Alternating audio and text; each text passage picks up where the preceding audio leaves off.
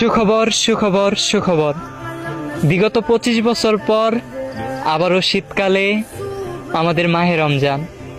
হাদিসে বলা হয়েছে, যে ব্যক্তি রমজান মাসের দাওয়াত যে আগে পৌঁছে দেবে, মহান আল্লাহ পাক তাকে জাহান্নামের আগুন থাইকা বাঁচায়া নিবে। এখন মুসলমান হয়ে আমাদের দায়িত্ব ভিডিওটা 3 জনকে শেয়ার করার।